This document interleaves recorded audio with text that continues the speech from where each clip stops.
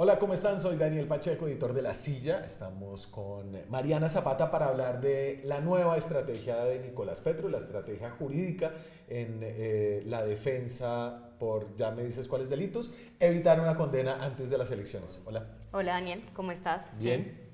Entonces, Nicolás Petro cambió otra, creo que Otra vez.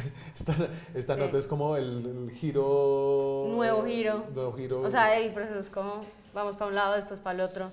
Y sí, y los delitos son enriquecimiento ilícito y lavado de activos. Enriquecimiento ilícito, lavado de activos. Nicolás Petro es el hijo del presidente Gustavo Petro y está ya en la etapa preparatoria de su juicio. Que es una etapa larga, ¿no?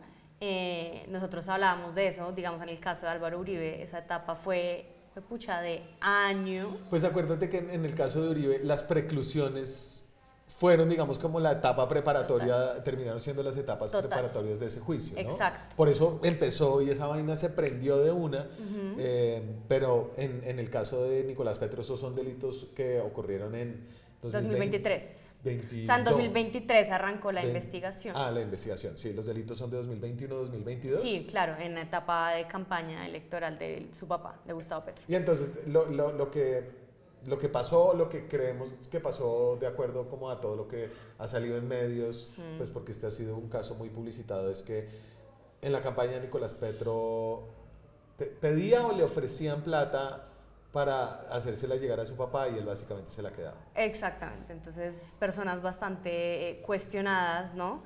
Le entregaban plata en efectivo y lo que hacía él era agarrar esa plata y gastársela, se la mecateó en cositas. Y pues todo esto arranca porque su expareja, Daysuris Vázquez, digamos, hace varias declaraciones en medios y arranca a contar cómo es que Nicolás se adueñaba de la plata que supuestamente iba a entrar a la campaña presidencial. ¿Y por qué Day hace eso? Todo empezó por un tema romántico, digamos. Pues ellos eran pareja, después Nicolás termina metido con la mejor amiga de ella. ¿Por qué te ríes? O sea, a ver, siempre me dicen que es que yo soy como el morboso de la redacción que me meto con la vida privada de las personas, pero creo que este caso muestra que la vida personal en el mundo público como que tiene... Claro. ¿No? O sea, todo esto comenzó porque Nicolás Petro fue infiel. Sí, fue infiel. Y no solo fue infiel, sino que encima de la infidelidad... Fue con una amiga de ella. Y encima de que fue con una amiga de ella, la dejó embarazada. Quedó embarazada. Y de ahí pues frutó su hijo, que según Nicolás ha recibido también amenazas por todo este proceso. Y los dos aportantes, pues, son sí. el hombre Malboro, sí. Santander López Sierra, sí. que fue extraditado a Estados Unidos, donde pagó pues, su delito de narcotráfico y volvió a Maicao, donde es como pues el Santa López Sierra. Sí. Santa es como el Papá Noel de Maicao que le da regalos a todos los niños el mundo, sí. en Navidad. Y el Turco Ilzaca. El hijo del Turco Ilzaca, sí, Alfonso Ilzaca, conocido como el Turco Ilzaca pues en algunos círculos, que es un contratista público. Un mega contratista. Con muchos cuestionamientos pasados. Sí. Y varios casos como en los que fue absuelto por la justicia en primera instancia. Exacto. En el caso de un homicidio a una trabajadora sexual. Exacto. Entonces este caso arranca, digamos, en forma en marzo de 2023. Salen estas declaraciones como súper explosivas de Daysuris Vázquez. La Procuraduría abre una investigación porque acuérdate que Nicolás Petro también era diputado del Atlántico y paralelamente la Fiscalía, que en ese entonces era dirigida por Francisco Barbosa, también dice que va a arrancar una investigación por, pues en ese momento decía que era lavado de activos. Primero hablemos de por qué este es un caso como tan políticamente dañino para el presidente Petro. Evidentemente es un caso que pues afecta como pues el papá responde por el hijo un poco en la forma claro. de que nosotros tenemos de ver la sociedad, sí, ¿no? Donde las familias sí. son tan importantes. Sí. Y por eso Petro dice... Yo no lo crié. Yo no lo crié inicialmente. Sí.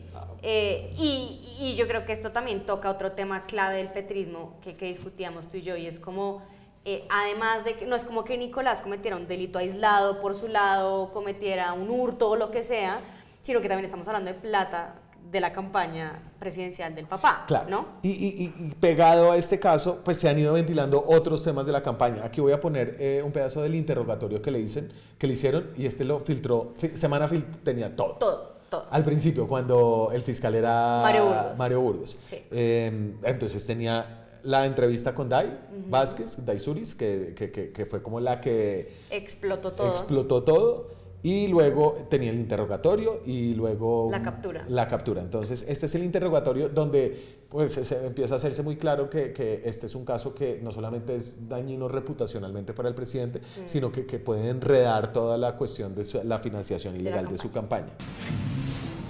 ¿Su padre tenía conocimiento de los aportes económicos y la financiación de Euclides Torres a su campaña? Sí, sabía perfectamente que Euclides era quien financiaba la campaña. Bueno, impactantes. Petro sí sabía. Sí. Pero entonces, aquí es importante poner en contexto que aquí le están preguntando sobre otros aportes distintos de Euclides Torres con quien Nicolás también tuvo una relación, porque Euclides le prestó un apartamento aquí en Bogotá, que es el megacontratista muy favorecido en este gobierno, que según esta versión de Nicolás metió plata a la campaña. Esa plata nunca se ha reportado. Exacto. Pero no es la plata que él recogió y que se embolsilló, y por lo cual está siendo procesado ahorita. No, y yo creo que ahí es clave frente a esas declaraciones, Daniel, que él dice después, ¿no? Arrancan todas estas filtraciones, eso ya, digamos, acaba las ganas de Nicolás de colaborar con la fiscalía, y aquí es cuando él arranca a hacer ese tipo de denuncias de que fue presionado por el fiscal Mario Burgos para hacer ese tipo de declaraciones en las que él dice que su papá sí sabía que estaba entrando plata que no se estaba reportando a la campaña, y ahí arranca como todo este rifirrafe entre el fiscal del caso, que era Mario Burgos, y pues Nicolás Petro y sus abogados. Pero entonces, devuélvete un tricito. Este señor que tengo aquí es el primer abogado de Nicolás Petro, que es, este es Telequi. Ese es Telequi. Entonces, David Telequi es el primero, un penalista pues conocido, bogotano. Sí. Y entonces Telequi empieza un proceso de colaboración. Exacto. ¿No? Y se lo llevan allá, y el man se sienta con Mario Burgos, Nicolás Petro se sienta con Mario Burgos, y lo cuenta todo. Exacto. Y digamos, es más, precisamente por ese nivel de colaboración entre que él dice, mi papá sí sabía que estaba entrando plata irregular a la campaña, él sale y dice en su audiencia de imputación como: prometo que voy a colaborar con la justicia, lo hago por mi amor Laura Ojeda y por mi hijo. Sí.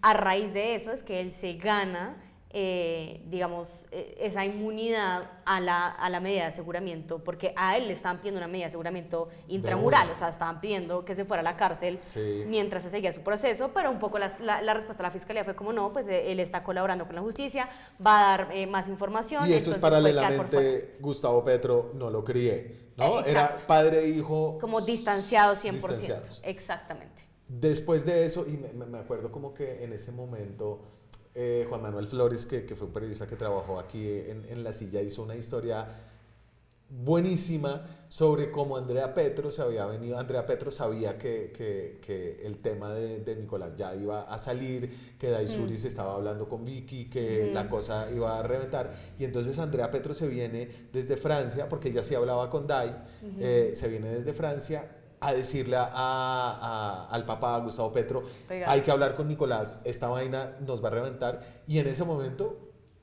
Petro dijo que sea lo que sea, ¿no? O sea, como que no voy a meterme a... Sí. Porque es que en ese momento tú puedes cometer un delito muy fácilmente, pues es básicamente el delito que ya le imputó la justicia en primera instancia a Álvaro Uribe, que es como obstrucción a la justicia. Sí. Si tú así hablas con alguien para decirle no vayas a hablar con ¿no? Eso es... Claro, aún así acuérdate que Petro lo visita a Nicolás. Claro, entonces ahí esa es primera escena, Telequi. Después Petro va a visitar a Nicolás a Barranquilla. Va a visitar a Nicolás a Barranquilla, ellos pues hablan. Y aquí puedo... Y ahí es donde Juan Trujillo, que era o sea, sale Telequi, ¿sí? Llega Juan Trujillo como a agarrar un poco el tránsito entre voy a colaborar, voy a dar información nueva, pero me voy a ver con mi papá. Nicolás se reúne con el presidente, con Petro, y digamos que ahí algo pasa y termina saliendo Trujillo del caso, Nicolás denunciando que hay, digamos, arbitrariedades en el proceso, recusa al entonces fiscal Francisco Barbosa, dice que todo se trata como de una encochinada que están intentando hacer de él y de su papá, y a raíz de eso entonces sale Trujillo y otra vez como que volvamos a dar un timonazo en esa estrategia. Claro. Y voy a poner aquí esta prueba que filtra Semana que siento como que ensucia mucho el proceso, la filtración de esta captura que le hacen. Ahí va. 29 de julio de 2023, 6:07 de la mañana. Señor Nicolás Fernando Petro Burgos, me permito notificarle la orden de captura número 36 de 2023 que existe en su contra, la cual fue expedida por el Juzgado 16 Penal Municipal con función de control de garantías de la ciudad de Bogotá. Esta orden fue expedida el 28 de julio de 2023 y tiene vigencia de 1 año, por lo tanto se encuentra vigente. Esta orden de captura se expidió para capturar al señor que se identifica como, présteme atención por favor, Nicolás Fernando Petro Burgos. Y entonces es que creo que como que este tipo de cosas son muy humillantes para las personas, ¿no? Porque generan como un precedente de que, pues sí, la imagen de las de las esposas de la captura que se te metan a tu casa, estaba la esposa, ¿no? Como que la cogen en toalla, como que todo es una situación. Y a raíz de eso es que, bueno, más allá de que genere humillación, pues es ilegal, tú no puedes estar filtrando, o sea, no, como así que las cosas que están en poder de la fiscalía, entonces ahora terminan todas metidas en los medios de comunicación, ¿no? Y eso es lo que le cuesta a Mario Burgos su protagonismo en ese proceso. Mario Burgos, que habla un poquito de él, es un fiscal muy conocido. Sí, es como un fiscal estrella. Hollywood. Cualquier serie que se haya llevado a Netflix ha sido protagonizada por Mario Burgos. Fue el fiscal en el caso de Mauricio Leal, el estilista que fue asesinado por su hermano, y entra este caso de Nicolás Petro. Él, digamos, siempre ha negado que las filtraciones hayan venido de su parte. Sí. Pero pues fue a tal nivel el tema de las filtraciones y de que se van sacando un montón de información que a él lo llevan a la Comisión Nacional de Disciplina Judicial. Y cuando llega Luz Adriana Camargo a la fiscalía, dice, no, pues hay que apartarlo del caso. Es que yo me acuerdo de un interrogatorio que Burgos, se escucha la voz de Burgos y dice, usted puede tener la seguridad de que esto no se va a filtrar porque este interrogatorio lo estoy haciendo yo y nadie más lo va a tener, y después sale filtrado en Semana. Es como, bueno, pues, ¿cómo se filtró? Sí, ¿qué pasó ahí? Y entonces eso como que rancia la relación de Nicolás Petro con la fiscalía. Llega Luz Adriana Camargo y se vuelve toda una gran pregunta si la fiscal alternada por el presidente va a ayudarle al presidente a atenuar como el caso de su hijo. Luz Adriana Camargo, ¿qué hace? No, Luz Adriana Camargo, digamos, lo que ella dice es hay que apartar a Burgos. Él ya está en una investigación por la Comisión Nacional de Disciplina Judicial, y lo que hace es nombrar por sorteo una nueva fiscal del caso, que es Lucy Marcela Laborde. Y ella es la que queda nombrada, y ella es la que está llevando hoy por hoy el proceso contra Nicolás Petro. Entonces, ella podría haber nombrado directamente a un fiscal, pero hace el sorteo. Eso no significa, es decir, la fiscal general tiene un poder enorme sobre todos sus fiscales, aunque ya allá adentro siempre dicen, no, todos los fiscales son autónomos, pero pues, es decir, ya vimos cómo funciona la fiscalía de Néstor Humberto Martínez, la de Francisco Barbosa, como para no pensar que podría haber alguna presión, pero al menos hasta ahora no es claro que ella se haya metido directamente como Barbosa, que los escogía a dedos. Y llega Diego Henao. Y con Diego Henao, entonces, ya es el timonazo para el otro lado, digamos, ya arranca la estrategia de nos vamos a ir a juicio, se acabó la colaboración con la fiscalía. Ahora lo que vamos a hacer es probar en juicio que Nicolás no cometió esos delitos, y aquí entra un tema clave, y es el cuestionamiento de si Mario Burgos quizás imputó mal los delitos a Nicolás Petro, ¿no? Porque un poco lo que dicen expertos como Yesid Reyes, a quien contrataron en su momento para que diera un concepto al respecto, y ya vamos a hablar de eso, es, usted no me puede decir a mí que yo me enriquecí ilícitamente, porque ese delito no existe. De pronto lo que existió fue una estafa, donde yo le digo a la gente, ay, dame plata. Sí, literal. Dame plata para este sorteo que yo estoy organizando, y pues tú no entregas la plata a la fundación que está organizando el sorteo, sino te la estás mecateando en camionetas y apartamentos y carteras de tu esposa, ¿no? Entonces arranca como ese cuestionamiento y de ahí se empieza a agarrar la defensa para decir, oiga, de pronto la imputación de Nicolás Petro no fue la adecuada y vamos a probar que, digamos, él no cometió los delitos que le están imputando. Pero de pronto aparecen otros dos personajes en el panorama. Y bueno, y entonces aquí tenemos a Mauricio Pava. Esta fue una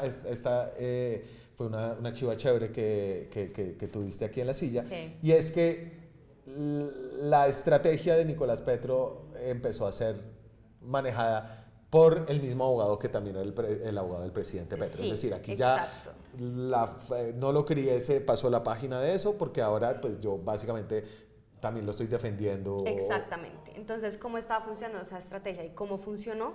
Funcionaba. Diego Henao trabajaba en un juicio, en irse a un juicio, él iba a las audiencias preparatorias y paralelamente estaban Mauricio Pava y un equipo pues, de más abogados que incluían a Ricardo Gaviria, que también fue abogado del presidente y lo asesoró en temas ante el CNE, y ellos le iban como camellando a un posible principio, un principio de oportunidad, un preacuerdo con la Fiscalía. Siempre me confundo cuál es la diferencia entre el principio de oportunidad y el preacuerdo. Entonces, el preacuerdo es donde el principio de oportunidad, es decir, yo, digamos, te extingo la acción penal y se acaba esta cosa porque tú eliges, por ejemplo, colaborar activamente o lo que sea. El preacuerdo es ya estoy más avanzado, entonces lo que yo te digo es literal, es un acuerdo. Entonces, como, oiga, venga, pausemos el proceso judicial, más bien hagamos una cosa, usted acépteme este delito y este delito y yo a cambio o le doy una pena menor, o no le imputo este delito que pues me genera una pena mayor, sino que le imputo este otro. Entonces es como sentarse a negociar y acordar cómo quedaría una condena, pero acaba con una condena. Y en ambos casos eso tiene que tener un visto bueno del juez. La fiscalía es el acusador, está la defensa, el acusado,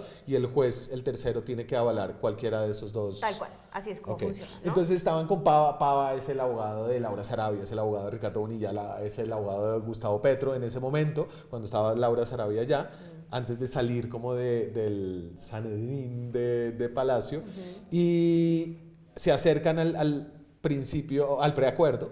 Entonces, ¿cómo funcionó esto? A nosotros la Fiscalía en ese entonces nos confirmó que incluso Ricardo Gaviria alcanzó a tener un poder de Nicolás Petro que lo autorizaba como a estar yendo al búnker y revisando cuáles eran las posibilidades. Es más, en ese entonces se alcanzó a bocetear como que Nicolás iba a aceptar el delito de estafa a cambio de que recibiera una pena menor y obviamente con el como gran beneficio o el caramelo de y mira, o sea, te condenamos, sí, te condenamos, pero te condenamos ya. ¿Y qué pasa? Pues si te condenamos ya, tú arrancas a cumplir tu pena siendo hijo del presidente, lo que significa que te vas a un lujoso, no mentira, pero te vas a una guarnición militar en la que, pues, o sea, pero tiene piscina. No sé si los dejan meterse a la piscina. Yo no sé si los dejan meterse a la piscina, pero pues pueden caminar por los jardines, que es muy distinto a estar en una celda claro. como cualquier mortal. Y esta opción, entiendo yo, como que tenía la ventaja, pensando el ángulo político, de evitar que pruebas como las que están en el caso, como que salgan. Entonces, no sé, tengo uno de los chats que le entregó Dai a la Fiscalía. A Vicky. Ah, sí, a la Fiscalía. De Barbosa. A Vicky Dávila en ese momento en semana. Era como, este es un WhatsApp, eso es la plata, mete eso en la maleta. Dai Vázquez, mételo tú. Eso pesa. Yo no puedo. Nicolás Petro, en una maleta, y dile a tu papá que traigo al carro urgentemente. O sea, no, como unas discusiones. No, pues que van a destapar como una vida de lo que Gustavo Petro llamaría como la tentación de la codicia. Claro. ¿No? Claro. Carros, casas, plata en maletas. Había otros como que no les cabía la plata en la caja fuerte y era como, ¿dónde la metemos? No, en las maletas. Sí, porque todo esto son maletas de efectivo, o sea, esto es, es como al mejor estilo Hollywood, ¿no? De billete en maletas. Y pues obviamente si uno se garantiza una condena anticipada, pues con eso, este tipo de chats. Pues nos iban a ventilar en un juicio, ¿no? Pero entonces sucede que llega este señor y este es el último giro sobre el cual como que habla tu historia, que es la llegada de este abogado. Exacto, entonces, ¿qué pasa? Se alcanza a cocinar este preacuerdo con la Fiscalía Es más, Diego Henao, el anterior abogado que mostramos, sale de la defensa, digamos, le abre la puerta a el que iba a entrar en ese momento era Pava y Gaviria. Gaviria, que era el Sí. que estaba negociando el preacuerdo, y un poco el plan era como, oiga, venga, ya esto quedó cocinado, salgo yo, entra usted, firmamos y esta cosa, digamos, Sí. quedó lista. Y, oh sorpresa, ya no pasa eso, sino que llega Carranza, que es un nuevo abogado, un abogado que, digamos, pocas personas tenían en el radar, y Carranza lo que dice es como, no, ahora la nueva estrategia es que se acaba cualquier posibilidad de un preacuerdo con la fiscalía, Sí. nos vamos a ir a juicio, y es aquí donde entran las versiones de fuentes cercanas al proceso que nos dicen, y todo tiene que ver con que ya estamos en época preelectoral, nos vamos a ir a la campaña de 2026, y pues que condenen al hijo del presidente de la cara del petrismo, pues no Claro. luce nada bien. Cambia el cálculo, ahí nos falta información acerca de qué pensaron. Yo ahí editando la nota te decía, no sé, esto tiene que ver con la condena de Uribe, el único condenado en la campaña puede ser Uribe. Claro. Eso, pues si también el hijo del presidente está condenado, empieza a generar como unas equivalencias. Sí. Pero tiene un lado muy arriesgado, ¿no? O sea, entonces, al entrar a juicio, como este caso tiene tantas pruebas, ellos creen y apuestan a que Carranza puede demorar esta etapa de discovery, de mostrar cuáles son las pruebas. Claro. La puede demorar tanto que el juicio solo va a empezar en firme después de junio 2026. Exacto, entonces un poco lo que le puestan es eso, son tantas pruebas, y es que además mira la etapa de las audiencias preparatorias, pues miran el caso Uribe, ¿no? Ya un juicio, listo, es pim pam pum, o sea, se hacen Sí. testimonios, se habla de las pruebas y eso, pues porque es bastante larga, pero un poco lo que nos decía uno de los abogados que ha trabajado en el caso es como, son tantas pruebas que súmale que el juicio arrancaría ya el otro año, Sí. ¿no? Entonces listo, ya te comiste todo este año. Y si arranca el otro año, súmale que un juez pediría tiempo para dictar sentencia, que además es tremenda sentencia, ¿no? Es el Sí. hijo del presidente. Entonces, ponle que pone meses, Sí. ¿no? Ya se nos fue un montón de tiempo. Tiene el lado arriesgado, y es que un poco el juicio podría de alguna forma terminar dándose, o el discovery de las pruebas, Sí, como dicen los gringos, concomitantemente con pues la campaña. con personas como Daisuris Vázquez hablando y dando como los detalles. Aquí esta es una entrevista que dio para Los Informantes de Caracol Televisión con la nena Arrázola. Esta es la ex esposa de Nicolás. De todo, ¿qué fue lo que te pareció más delicado, más complejo, digamos, de manejar? Lo de la plata. Nicolás recibía la plata, Pero en la casa. Nicolás la recibía a la casa, a veces pues iba otra persona a buscarla y así. ¿Cómo mirabas tú en ese momento lo que estaba ocurriendo? Las platas que le llegaban a Nicolás. No, pero él me decía, no, entregaron esto y se guardaba. Se guardaba. Todo esto ventilado en medio de la campaña podría ser dañino, pero el cálculo que hacen ellos en Palacio, o al menos como de las fuentes con las que tú hablaste cercanas al proceso, es que en el cálculo que hacen sería mucho más dañina una condena. Claro, claro. Entonces, igual, como me decían a mí, es un pierde, pero tienes que escoger el menor de los males, Claro. ¿no? Y es, o se te ventilan todas las pruebas en un juicio, o te condenan al hijo del presidente, cara del petrismo, antes del 26. Y nosotros hemos estado hablando siempre como de que condenan a Nicolás, y creo que obviamente entra a un juicio y se presume su inocencia. Lo que Sí. pasa es que hay tantas pruebas Sí. pues primero las de él, que confesó, Sí. y después las de la ex esposa, que entregó como todos los chats y todo eso. Correcto. Pero él es el que un poco hace el mayor sacrificio, porque si se va a un juicio y lo condenan, como posiblemente podría ocurrir por lo que conocemos de las pruebas, pues la pena va a ser alta. La pena va a ser alta y la pena ya no es siendo el hijo del presidente. Aún así, y yo creo que esto es clave, primero su abogado Carranza niega que todo se trate de un cálculo político Sí. y o electoral, entonces eso es clave, uno. Y dos, cuando nosotros le preguntamos a él si Nicolás no teme o no está, digamos, como consciente de este riesgo de que entonces cumpliría su condena ya no siendo el hijo del presidente, Sí. un poco su respuesta es como, no, tememos más que si para ellos todo se trata de un montaje, digamos, mediático para deslegitimar al presidente, ¿no? Entonces nos dicen como, si esto lo hacen con un ciudadano que es el hijo del presidente, imagínate cómo lo harán con un ciudadano común. Es la respuesta de su abogado, y que por eso entonces iremos a juicio y no pasará nada. Es lo que nos contesta. Dejo la nota de Mariana Zapata en la descripción de este video, una semana muy judicial. Muy judicial. Y un juicio que seguirá latente en la opinión, paralelamente, obviamente, a la discusión de segunda instancia de Álvaro Uribe. Mariana, un gusto tenerte por aquí siempre. Gracias, Dani. Y a ustedes muchas gracias por acompañarnos. Si les gustan estos videos, suscríbanse al canal. YouTube nos da algo de plata. Con esa plata pagamos al equipo maravilloso de La Silla Vacía que investiga, hace reportería y hace periodismo independiente. Activen la campanita y nos vemos esta semana. Chao.